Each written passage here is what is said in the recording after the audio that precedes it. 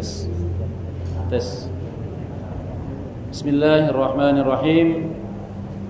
Assalamualaikum warahmatullahi wabarakatuh.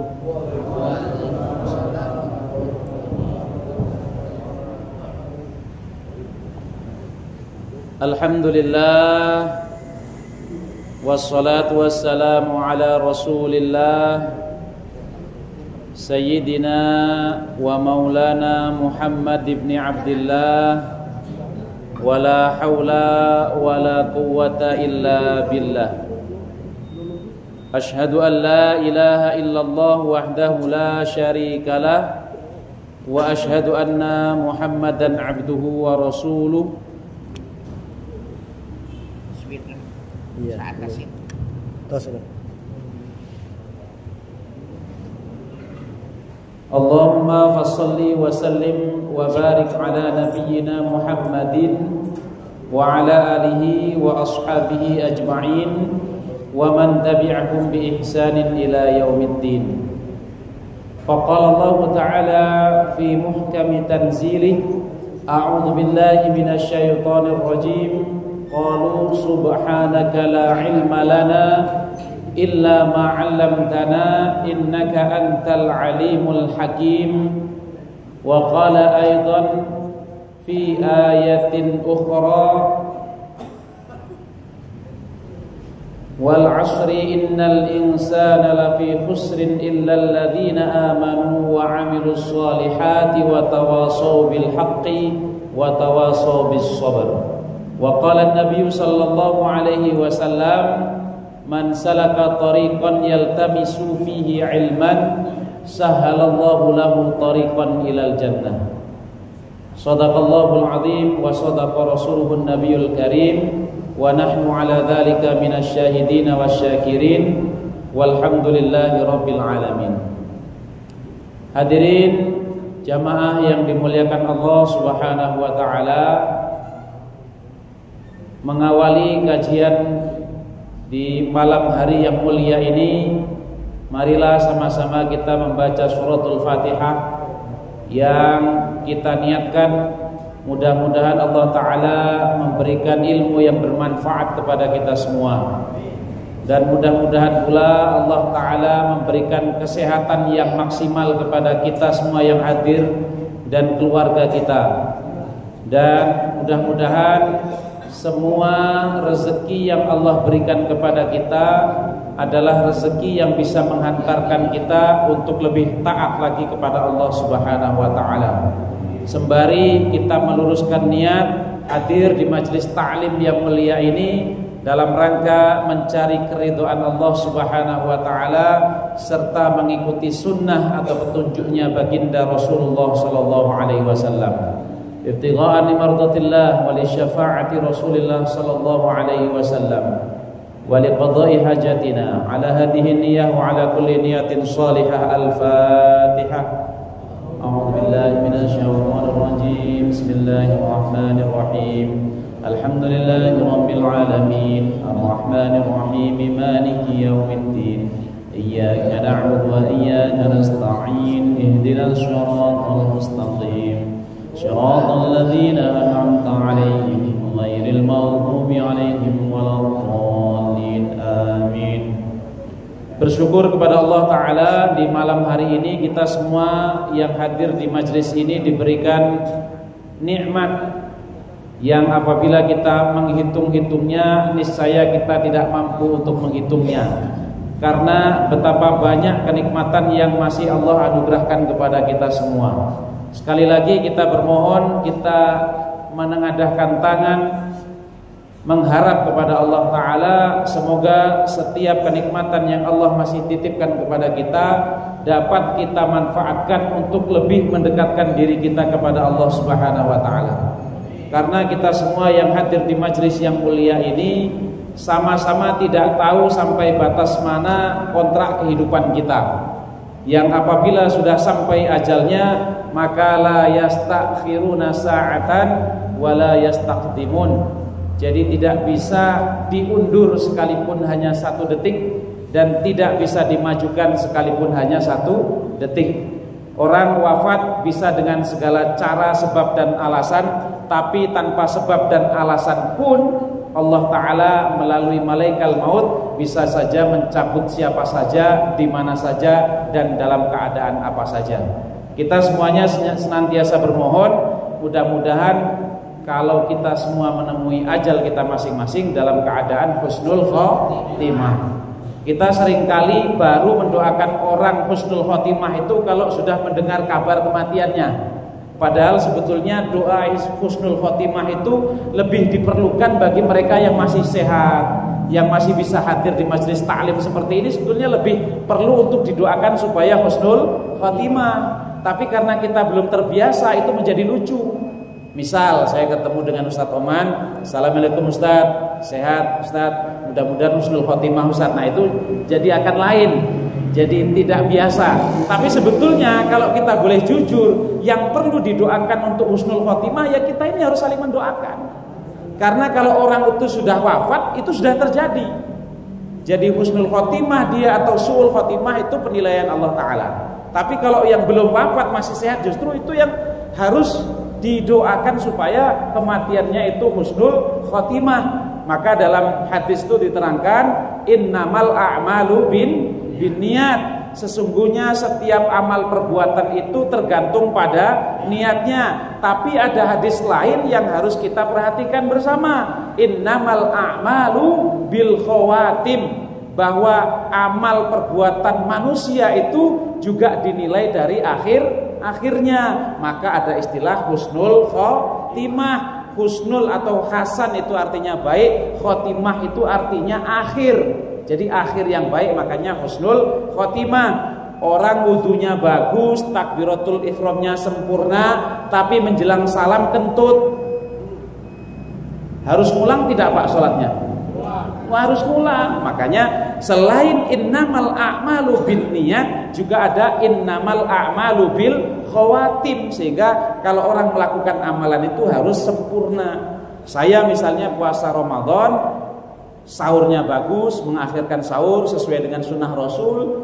Ketika puasa kita jaga bukan hanya dari makan dan minum, tapi juga dari ucapan, dari pikiran, dan dari hati. Tapi jam 5 sore ternyata saya harus masuk rumah sakit misalnya, harus diinfus. Kemudian jam 6 kurang 15, 5 menit sebelum maghrib, saya diharuskan dokter makan. Karena kalau tidak makan akan membahayakan tubuh saya. Apakah kemudian dikatakan puasa saya sudah sah?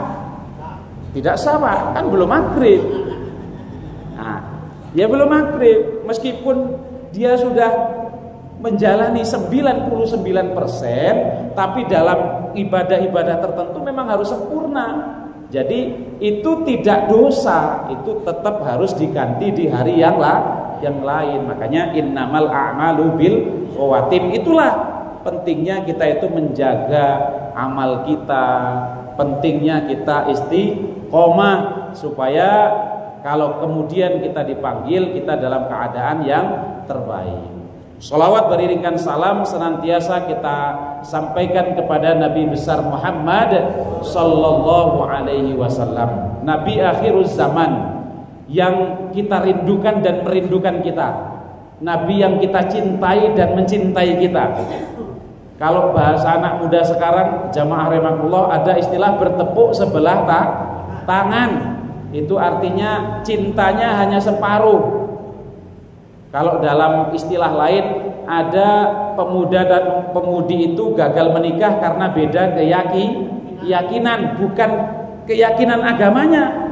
Karena yang laki-laki itu yakin bahwa dia itu adalah sosok yang baik dan pantas untuk calon istrinya, tapi istrinya tidak yakin, akhirnya tidak jadi nikah. Nah itu makanya ada istilah batal menikah karena beda keyakinan tadi. Nah ini guyonan saja.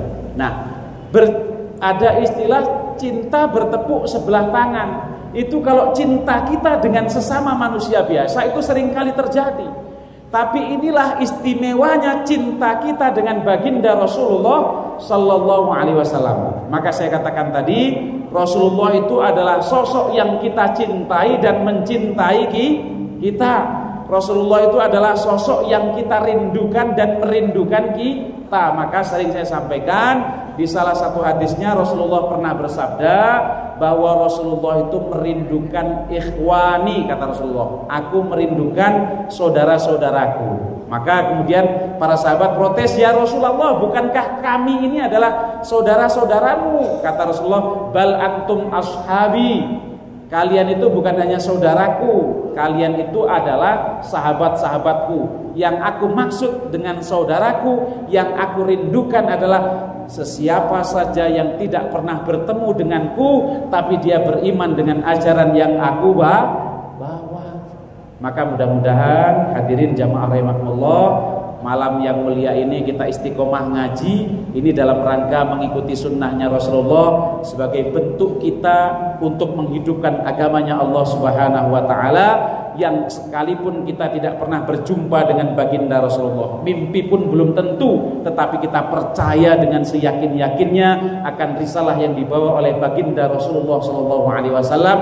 Maka mudah-mudahan kita semua termasuk orang-orang yang disebut oleh Rasulullah sebagai ikhwan tadi, yang dirindukan oleh baginda Rasulullah SAW.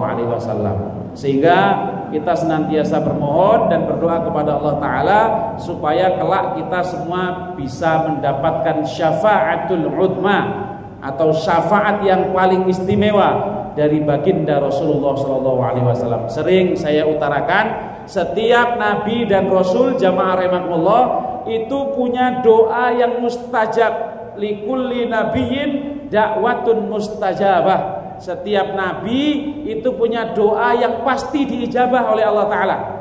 Nabi Adam punya jatah doa yang kalau dia berdoa pasti diijabah oleh Allah Ta'ala. Nabi Idris punya jatah doa yang apabila dia berdoa, dia pasti akan diijabah oleh Allah Ta'ala. Tapi menariknya, baginda Rasulullah SAW, wa inni ikhtaba'tu da'wati syafa'atan li ummati yaumal qiyamah. Dan Rasulullah itu menyimpan jatah doa dari Allah Ta'ala, yang apabila Rasulullah berdoa dengan jatah tadi pasti dikabulkan oleh Allah Ta'ala. Tujuannya apa? Disimpan, tidak digunakan oleh Rasulullah SAW di dunia, karena dalam rangka untuk memberikan syafaat kepada umatku. Syaratnya apa? Jamaah rahimakumullah, man mata lam yusyrik billahi syai'an. Salah satu syarat supaya kita bisa mendapatkan syafaatnya Rasulullah SAW adalah kita mati dalam keadaan tidak menyekutukan Allah. Maka kemarin putranya almarhum Kiai Haji Zainuddin MZ ya, yang mengisi Kiai Fikri Zainuddin ya Ustaz ya kemarin. Itu kalau di masa kecil saya dulu, saya juga sering mendengarkan ceramahnya almarhum Kiai Haji Zainuddin MZ. Beliau termasuk yang sering mengingatkan kita bersama. Ini juga bagian dari kita memurnikan tauhid. Nah, contoh, saya tidak pernah pakai jam, kemudian saya pakai jam, kemudian saya bilang, sejak saya pakai jam ini rezeki saya menjadi lancar. Nah, ini kalau salah-salah ini termasuk bagian daripada syirik khafi. Saya ini semenjak sering berbagi kepada tetangga, ngalir terus rezekinya. Nah, ini kalau salah dalam memahami, kalau salah dalam memaknai, itu bisa masuk pada kategori syirik khafi. Karena semuanya itu hakikatnya adalah karena kehendaknya Allah Ta'ala. Kalaupun ada sebab, itu hanya media, itu hanya lantaran. Jamaah yang dimuliakan oleh Allah Subhanahu wa Ta'ala, di bulan yang lalu saya sempat menyinggung apa yang disebut dengan rezeki, bahwa rezeki itu sekalipun ada di hadapan mata kita belum tentu menjadi rezeki kita. Ini sudah saya miliki karena sudah dihadapkan ke saya, tetapi sekali lagi ini belum tentu menjadi rezeki saya. Boleh jadi kita megang uang 1 juta, yang kita masukkan ke kotak infak itulah yang kemudian menjadi rezeki kita yang abadi di mata Allah Subhanahu wa Ta'ala. Kita punya uang 10 juta, yang menjadi rezeki kita barangkali adalah 3,5 juta yang kita keluarkan untuk membeli hewan kurban. yang barangkali itu menjadi rezeki kita yang akan abadi di mata Allah Subhanahu wa taala. Di bulan Zulhijjah ini juga kita mendapati, saya kalau ternyata di sini ada yang daftar haji furoda dan kemudian tidak berangkatnya, saya mohon maaf ya. Ini bukan dalam rangka menyinggung siapa-siapa, tapi ini saya sedang menyampaikan itulah yang disebut dengan rezeki. Sering saya sampaikan bahwa masalah haji dan umroh, Allah tidak selalu memanggil mereka yang mampu, tetapi yang sering terjadi adalah Allah Ta'ala memampukan siapa saja yang hatinya terpanggil. Makanya yang viral itu, yang suka bersih-bersih masjid, bukan hanya diberangkatkan oleh orang Indonesia yang muhsinin atau donatur Indonesia, tapi diundang langsung oleh kerajaan Saudi Arabia. Tapi banyak di antara saudara-saudara kita yang ingin berangkat cepat karena kebetulan memiliki rezeki yang lebih, yang disebut dengan haji furoda. Jadi haji itu ada 3 kategori. Yang pertama haji reguler, yang sekarang antriannya bisa 20 sampai 30 tahun. Maka kalau di Malaysia itu bayi lahir langsung didaftarkan haji, karena di sana jauh lebih lama lagi antriannya, bisa 50 sampai 60 tahun. Nah, kalau Kabupaten Bandung ini sepertinya bisa 30 tahun, Pak. Ustadz, kalau umur saya sudah 50 tahun, baiknya gimana kalau ada rezeki daftar? Berarti kita minta supaya Allah Ta'ala memberikan umur 30 tahun lagi. Ya, mudah-mudahan umur itu adalah umur yang manfaat, yang berkah. Itu ya Bapak Ibu sekalian. Jadi haji yang pertama namanya haji reguler, yang itu antriannya bisa 20 sampai 30 tahun. Yang kedua namanya haji plus, itu kira-kira 5 sampai 10 tahun. Dan yang terakhir namanya haji furoda tadi, yang bayar 300 sampai 500 juta kemudian berangkat. Tapi ternyata apa? Banyak yang visanya tidak keluar. Itu namanya rezeki.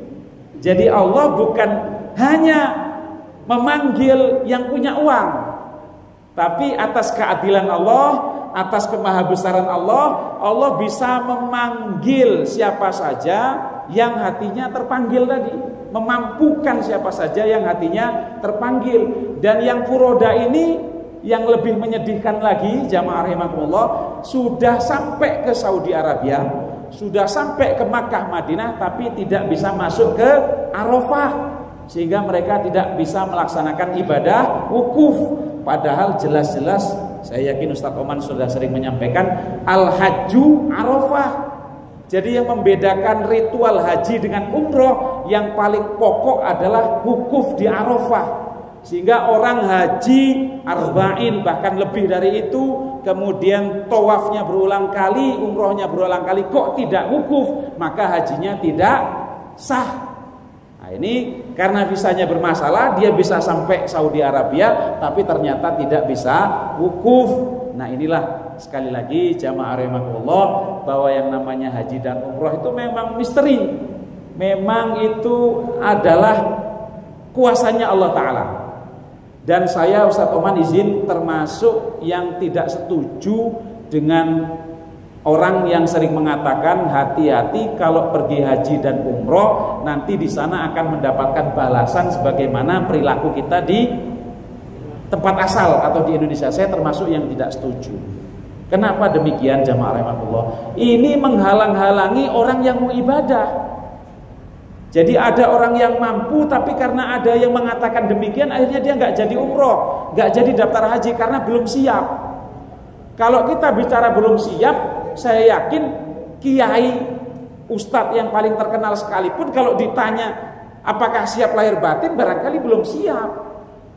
Tapi yang saya rasakan ketika umroh kemarin, sebetulnya yang lebih tepat itu adalah pikiran-pikiran kita yang tidak tepat, yang suudzon, yang kadang berprasangka tidak baik ketika berada di Haramain, itu yang kadangkala Allah tunjukkan langsung jawabannya.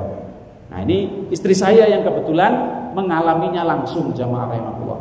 Jadi saat perjalanan dari Jeddah ke Madinah kita menggunakan kereta cepat, kemudian dari Madinah ke Mekah kita menggunakan Hi'is. Nah, jadi jalan di Madinah menuju Mekah itu kan jalannya besar ya Pak ya. Kecepatannya itu bisa sampai 140 km per jam itu HIS-nya itu. Dan kerasanya biasa saja karena kanan kirinya tidak ada rumah, tidak ada bangunan, kan gurun. Jadi meskipun kecepatannya 140 kita kerasanya nggak begitu cepat. Tapi kalau kita lewat di jalan Gading ini kecepatan 140, nah itu bisa diamuk masa Pak. Nah kan kira-kira begitu ya.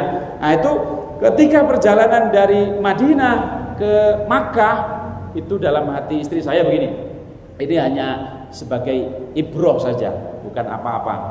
Jadi dalam hati istri saya ketika HIS itu sudah melaju cukup kencang, katanya di Saudi ini sekarang perempuan boleh nyetir, ya kan? Kebijakan terbaru dari Pangeran Saudi Arabia itu Muhammad bin Salman, perempuan itu sudah diperbolehkan untuk nyetir. Kalau dulu nggak boleh, olahraga nggak boleh, keluar rumah tanpa mahram nggak boleh, nyetir nggak boleh dan seterusnya. Nah sekarang udah mulai boleh. Nah kemudian istri saya terpikir, katanya sekarang di Saudi ini Mekah dan Madinah itu perempuan boleh nyetir, tapi kok nggak ada buktinya. Tidak lama dari pikiran itu terlintas di dalam benak istri saya, tiba-tiba Pak, ya mungkin kalau di sini Pak Jiro lah ya, atau Fortuner itu nyalip dari kiri, perempuan. Nah, jadi kami pakai HIS ini disalip dengan kendaraan yang lebih kencang begitu, dan itu perempuan. Jadi langsung kalau bahasa Jawanya itu dek, langsung Masya Allah, ini ternyata jawaban dari Allah Ta'ala. Jadi sampai sebetulnya ini kan pikiran-pikiran yang bisa dikatakan tidak negatif ya, hanya pertanyaan kritis saja. Katanya perempuan boleh nyetir, ini mana buktinya kan kira-kira. Langsung sekitar 5 detik dari pikiran itu ada di benak istri saya, langsung disalip HIS kami dengan mobil tinggi perempuan. Dan setelah itu sampai ke Mekah tidak ketemu lagi dengan perempuannya nyetir. Nah itu ternyata Allah Ta'ala kalau ingin menunjukkan sesuatu ya begitu. Nah, ada lagi teman saya main tenis itu pensiunan di Pemda. Ketika umroh dulu temannya itu ceritanya sombong. Kata orang umroh itu capek. Kalau malam harus minum suplemen, buktinya saya ini sehat-sehat aja, nggak ada masalah. Nah ini hati-hati. Besoknya langsung sakit Pak. Langsung sakit sampai waktu umrohnya selesai. Kemudian nggak bisa ngapa-ngapain lagi. Jadi sholat hanya di hotel, nggak bisa lagi jalan ke Haramain, nggak bisa lagi tawaf karena sakit langsung. Karena tadi dia menyombongkan diri. Pulang sampai bandara sembuh coba. Sampai bandara sembuh. Jadi Allah Ta'ala ini menunjukkan bahwa nggak bisa main-main dengan Haramain ini. Maka ada sebagian ulama yang memutuskan tidak mau tinggal di sekitaran Mekah. Karena di Mekah itu kalau melakukan kebaikan lipatan pahalanya luar biasa. Nah, ulama ini jaga-jaga. Kalau lipatan kebaikannya luar biasa, kalau melakukan dosa juga berpotensi balasannya akan berlipat-lipat. Itu sampai begitu mikirnya. Maka jamaah rahimakumullah, kalau ada yang sudah daftar haji seperti Ustaz Oman tahun depan saja insyaallah. Nah, itu tidak usah terlalu khawatir. Yang penting bismillah, Allah Ta'ala jaga kita berangkat. Yang kebetulan sudah haji, ada kemurahan, ada rezeki lebih, mau umroh berangkat. Tidak usah terlalu khawatir nanti akan dibalas perbuatan kita di Indonesia. Nah, kira-kira begitu. Karena kita ini niat untuk menjadi tamunya Allah Ta'ala, niat bertemu dengan baginda Rasulullah SAW. Jadi kalau kita bisa kemudian sholat di Masjid Nabawi, kemudian berkesempatan untuk masuk Raudhah, menyaksikan makam Rasulullah SAW meskipun tetap ditutup, itu tentu saja adalah sebuah kenikmatan, sebuah kemuliaan yang istimewa. Dan Rasulullah SAW itu pernah bersabda, barang siapa yang bisa wafat di Madinah, wafatlah, karena ana asfa'u man mata fil Madinah. Jadi sesiapa saja yang bisa wafat di Madinah, wafatlah di Madinah, karena aku memberikan syafaat yang khusus bagi sesiapa saja yang wafat di Madinah. Maka pernah saya utarakan, Kiai Haji Maimun Zubair itu termasuk kiai yang kita ketahui doanya memang pengen wafat di sana, Pak. Dan beliau termasuk mendapatkan karomah atau keistimewaan dari Allah Ta'ala, bisa haji setiap tahun. Dan ternyata ditakdir oleh Ta'ala sebagaimana harapan beliau wafat di Makkah dan dimakamkan di salah satu makam yang istimewa di sana. Jamaah rahimakumullah, selanjutnya saya ingin tambahi sedikit salah satu hadis Rasulullah SAW yang sering kita dengar, yang mudah-mudahan sekali lagi bisa menjadi pengingat bagi kita bersama. Yang hadis ini diriwayatkan dari Abu Dzar, yang bunyinya adalah ittaqillah haitsuma kunta. Jadi bertakwalah kamu, kata Rasulullah kepada Abu Dzar, di mana saja kamu berada. Di masjid kamu harus bertakwa, di tempat kerja kamu harus bertakwa, di rumah sakit kamu harus bertakwa, saat nonton bola kamu harus bertakwa, karena perintahnya adalah bertakwalah kepada Allah di mana saja kamu berada. Jadi tidak ada pengecualian, tidak ada satu tempat pun yang paling tersembunyi sekalipun di dunia ini yang bisa terlewat dari pengawasannya Allah Subhanahu wa Ta'ala. Orang kalau mencuri, Pak, kalau tahu letak CCTV-nya di mana, pasti yang diincar atau dihantam pertama kali CCTV-nya. Karena dia hanya bisa menghindar dari pengawasan manusia. Tapi sekali lagi, dia tidak akan pernah terhindar dari pengawasannya Allah Subhanahu wa Ta'ala.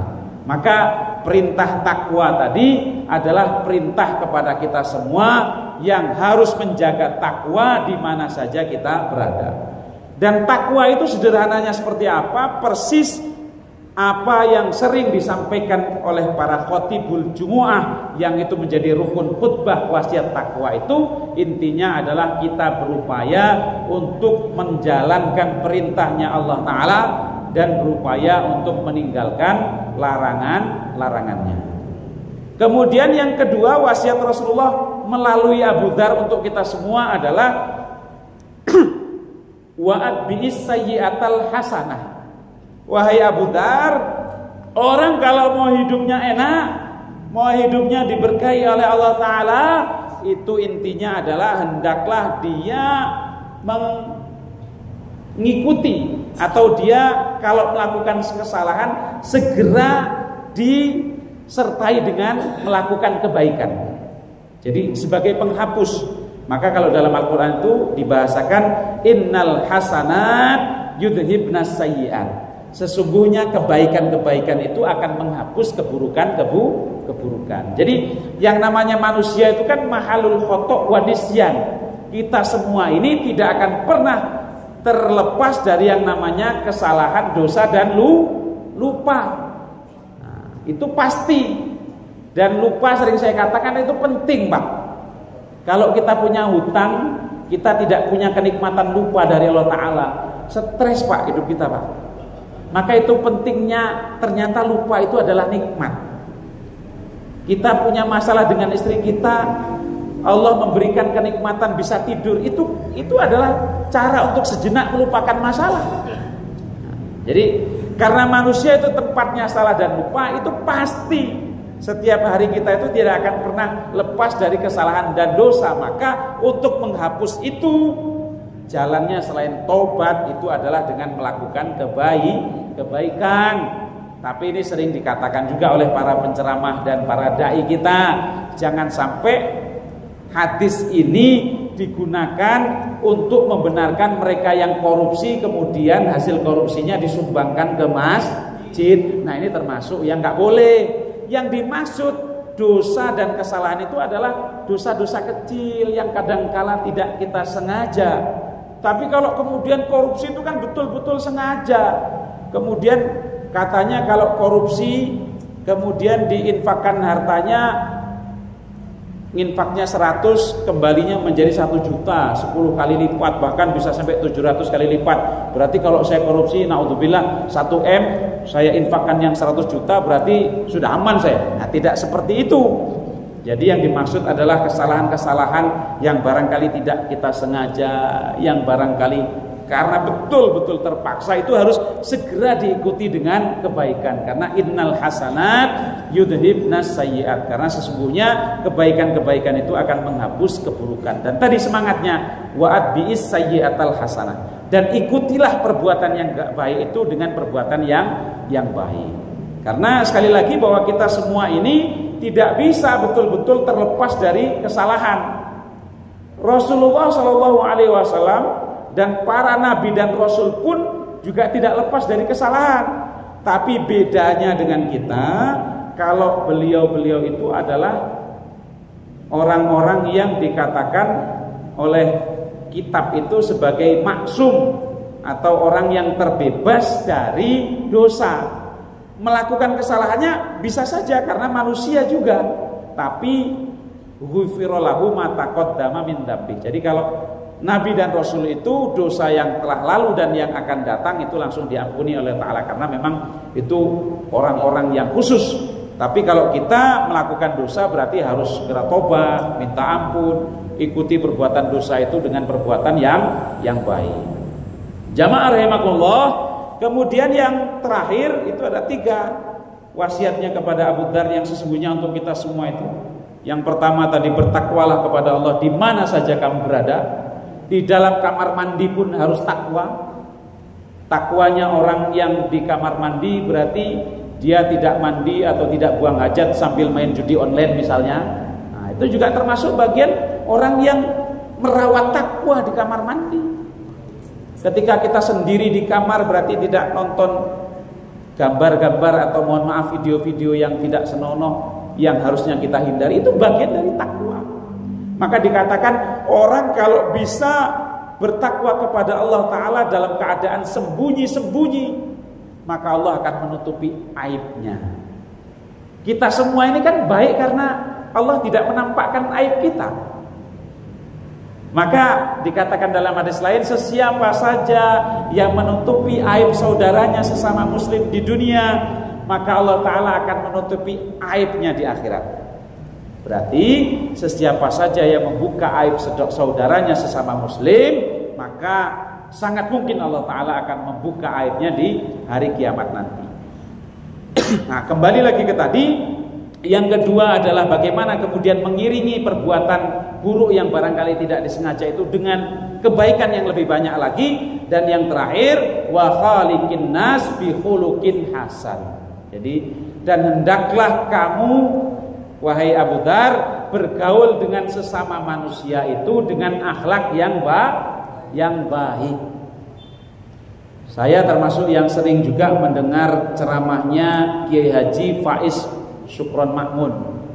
Jadi kalau Kiai Haji Zainuddin MZ punya putra yang biasa ceramah namanya Ustadz Fikri atau Kiai Fikri.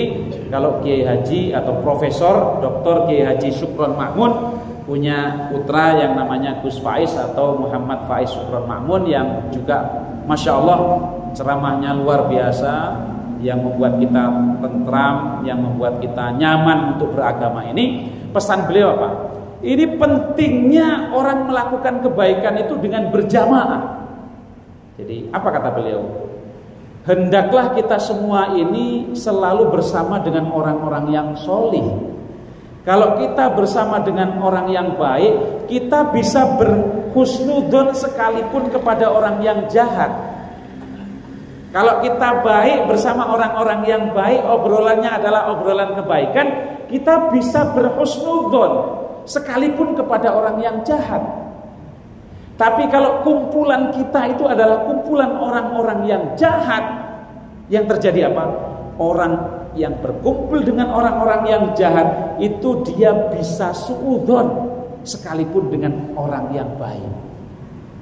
Jadi kalau isinya tontonan kita tontonan yang enggak baik, perkumpulan kita adalah perkumpulan yang tidak baik, maka jangankan dengan orang yang jahat, dengan orang yang baik saja kita justru suudzon. Dia itu kan baik karena pamer, dia itu kan baik karena ada mertuanya. Yang terjadi seperti itu. Tapi kalau kita berkumpul dengan orang-orang yang baik, mudah-mudahan kita termasuk golongan orang-orang yang soleh-solehin. Itu kalau orang pikirannya benar, dengan orang yang jahat sekalipun dia bisa husnudzon. Kita semua ini tidak tahu akhir dari kehidupan kita sendiri dan tidak tahu akhir dari kehidupan saudara kita. Orang yang saat ini dimuliakan oleh Allah Ta'ala di akhir hayatnya bisa terhina. Orang yang dalam pandangan mata kita saat ini dalam keadaan hina dina, di akhir hayatnya bisa jadi Allah Ta'ala muliakan. Maka kalau kita melihat saudara, tetangga, karib kerabat, teman yang saat ini sedang berkelimangan dosa atau melakukan dosa, kita harus husnudzon. Kenapa kita harus husnudzon? Karena kita tidak tahu akhir kehidupan siapa saja di dunia ini, termasuk kita sendiri. Orang yang melakukan dosa, kalaupun kita harus benci, yang kita benci adalah perbuatannya. Kita tidak boleh membenci orangnya, karena siapapun dia tetaplah makhluknya Allah, yang dikatakan oleh Allah Ta'ala dalam surat At-Tin bahwa kita semua manusia ini diciptakan dalam bentuk yang sebaik-baiknya, ahsanut takwim tadi.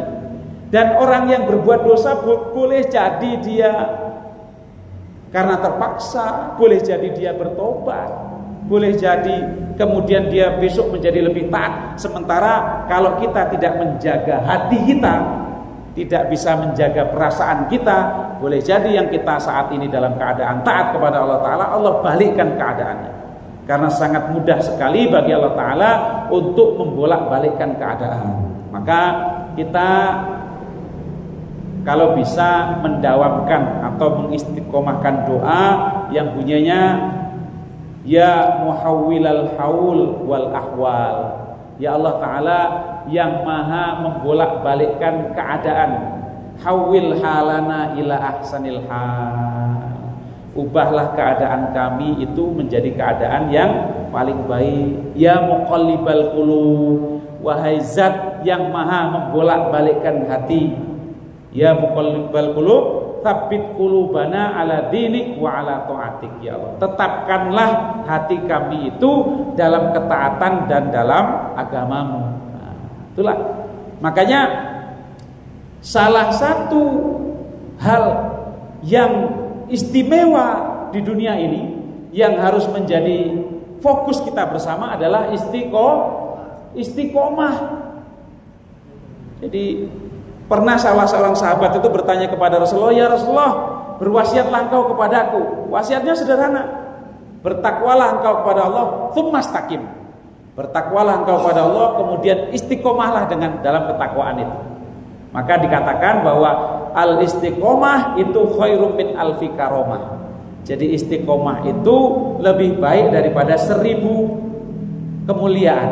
Jadi orang kalau bisa, dan itu udah sering saya katakan juga, orang kalau bisa istiqomah itu tatanazzalu alaihimul malaikah. Orang istiqomah dalam majelis ta'lim itu malaikat turun memberikan kedamaian atau sakinah. Wa absyiru bil jannatil lati kuntum tu'adun, dan diberikan kabar gembira untuk mendapatkan surganya Allah Subhanahu wa taala. Jamaah yang dimuliakan Allah Subhanahu wa taala, kembali lagi ke tadi bahwa kita diperintahkan untuk bergaul kepada sesama manusia ini dengan akhlak yang baik. Jadi akhlak yang baik kepada sesama ini menjadi sangat penting, karena Islam itu adalah agama yang paripurna. Ada yang namanya hablum minallah, hubungan kita dengan Allah Ta'ala. Ada yang namanya hablum minan nas, hubungan kita dengan sesama manusia. Saya termasuk yang sering mengatakan, kalau seseorang itu bisa memastikan dirinya kalau wafat itu bisa mengurusi jenazahnya sendiri, gak usah hidup bertetangga, gak apa-apa, sendiri aja. Gak usah mikir berbagi dengan saudara, gak usah WA temannya, pokoknya hidup aja sendiri.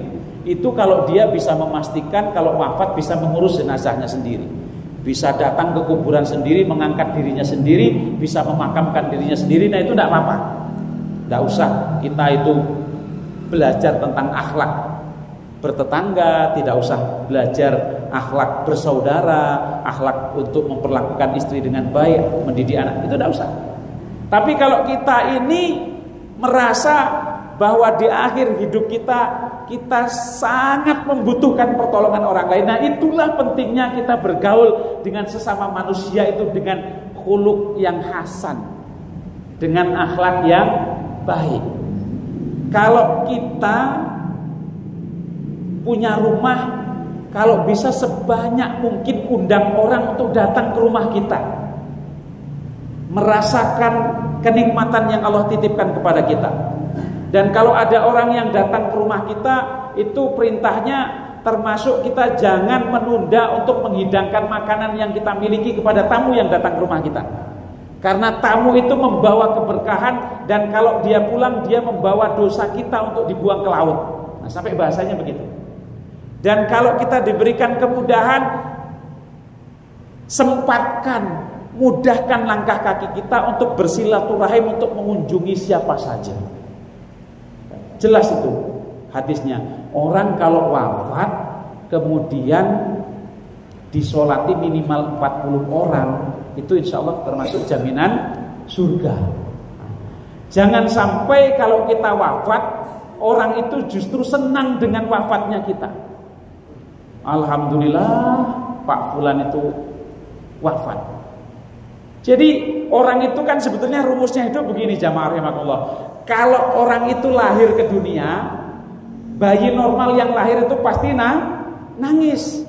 Sementara orang-orang yang berada di sekitarnya itu tersenyum, tertawa, bahagia. Karena kalau bayi lahir nangis, berarti bayi yang sehat dan normal.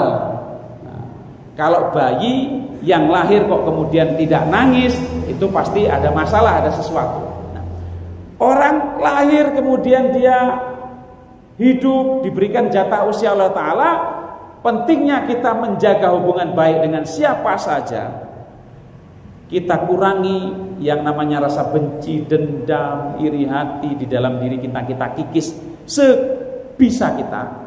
Kemudian kita isi dengan berpositif thinking dengan siapa saja.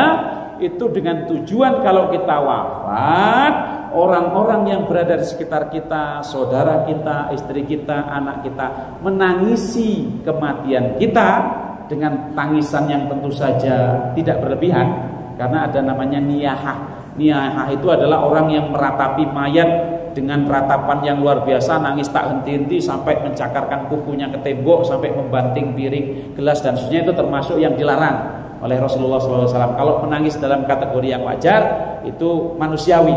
Jadi orang itu berusaha untuk baik selama hidup di dunia, yang apabila dia menemui ajal kematiannya, orang-orang yang berada di sekitarnya menangis sedih atas kematiannya, sementara si mayit itu tersenyum bahagia karena dia akan berjumpa dengan Rabbul Alamin, Allah Subhanahu wa Ta'ala. Jamaah rahimakumullah, pada akhirnya mari sama-sama kita saling mendoakan.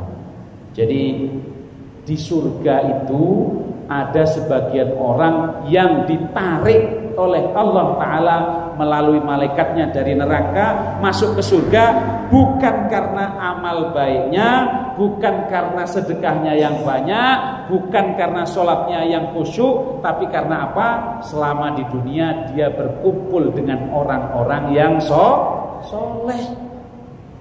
Maka saya termasuk yang sering mengikuti tradisinya para asatidz kita, sering berpesan, kalau suatu saat di antara kita ada yang ditakdir oleh Allah Ta'ala masuk surga lebih dahulu, kok melihat saudara-saudara kita yang saat ini duduk bersama kok belum kelihatan, tolong lapor kepada Allah Ta'ala. Ya Allah, saya dulu selalu ngaji dengan Ustaz Oman, diajari tahsin, diajari tafsir, diingatkan tentang kebaikan, diurusi segala sesuatunya. Allah kok belum kelihatan, ya Allah, mana ya Allah. Nah ternyata Ustaz Oman sudah berada di kamar yang VIP ya, misalnya gitu ya. Tapi intinya itu, kita itu kalau di surga itu juga digambarkan oleh Quran itu, orang kalau di surga itu juga nanti saling ngobrol gitu loh. Dulu kok kamu bisa masuk surga, di dunia amalmu apa gitu. Jadi Masya Allah, maka sampai dikatakan orang masuk surga itu jangan sendiri, nggak enak gitu loh. Maka kemarin saya pas khutbah Idul Adha di Lampung itu saya katakan salah satu keutamaan Nabi Yuna Ibrahim alaihi salam, selain keutamaan lain yang kita tahu, itu keutamaan beliau itu kalau makan selalu mencari teman. Jadi Nabi Ibrahim itu termasuk yang tidak bisa kalau makan sendirian, dia harus nyari teman. Dan ini ya memang ini sunnah Rasul begitu. Maka kalau orang makan kok bercakap-cakap, kadang kan ada yang bilang makan kok ngomong. Itu sebenarnya sunnahnya justru kalau makan itu nggak apa-apa sambil bercakap-cakap. Dan itu kenikmatan orang makan itu ya karena jamaah tadi, karena bersama-sama.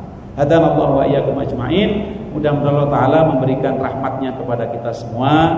Mudah-mudahan Allah Ta'ala mengistiqomahkan kita semua dalam kebaikan, dan khususnya kita semua yang hadir di sini bisa saling mengingatkan dalam kebaikan, takwa dan kesabaran. Kalau kita masih punya sahabat, saudara, teman, ustadz yang mau mengingatkan kita tentang kebaikan, itu sesungguhnya adalah karunia yang sangat agung dari Allah Ta'ala. Kita akhiri dengan bacaan hamdalah dan doa kafaratul majlis. Alhamdulillahirabbil alamin. Subhanakallahumma wa bihamdika asyhadu an la ilaha illa anta astaghfiruka wa atubu ilaik. Wassalamualaikum warahmatullahi wabarakatuh.